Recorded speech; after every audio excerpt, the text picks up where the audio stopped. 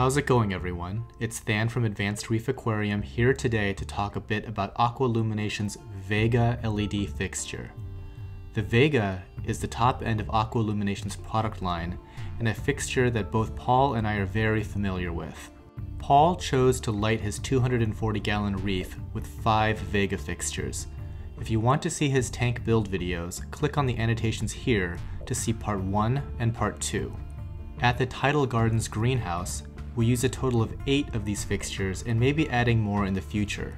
So far, they've held up very well in the humid greenhouse environment like their sole predecessors. Now, this is no small feat because the conditions at the greenhouse are very rough on electronics. The Vega Color fixtures have a nice array of colored LEDs.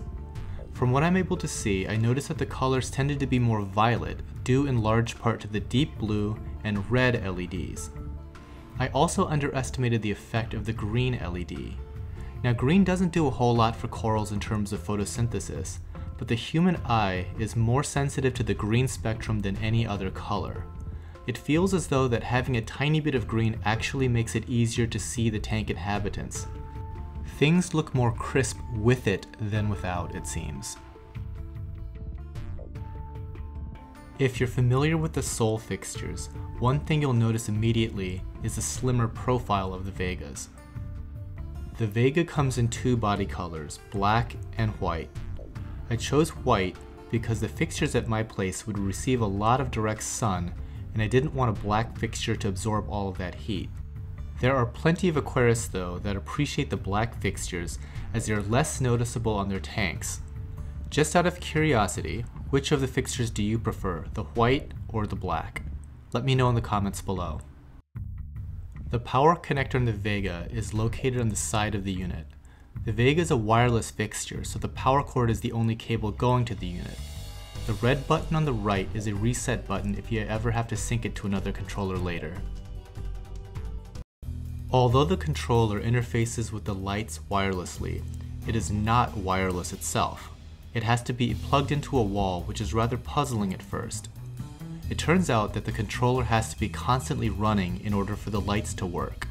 In other words, if you unplug the controller, the lights stop their program, at least at the time of this recording they do. In the future, they may have a different system. What you're seeing now is a test run. I found this to be a very helpful feature so you can see what your lights will look like at any given time. Sometimes when you make a custom lighting program, it's hard to envision what it will look like. This way you can see it all in a 2 to 3 minute period.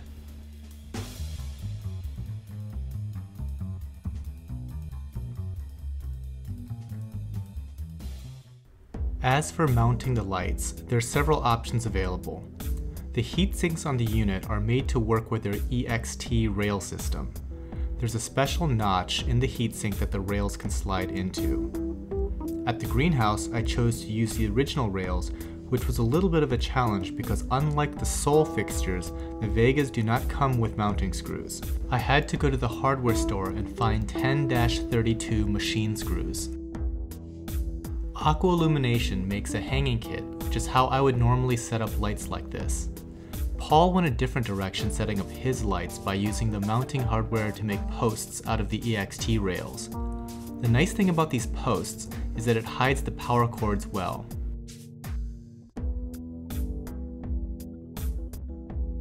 Thanks again for watching. I'm really optimistic about these lights, and I'm keeping an eye on how the corals in the tank are responding to them. So far so good. Anyhow, I hope this video gives you an idea of the ergonomics of the Vega fixtures, as well as what you can expect setting them up. Now, there's no perfect lighting fixture out there, but the AI Vega is a very strong effort that would work well in just about any aquarium. If you like these videos, please take a moment to subscribe to Advanced Reef Aquarium's channel. Thanks and take care, everyone.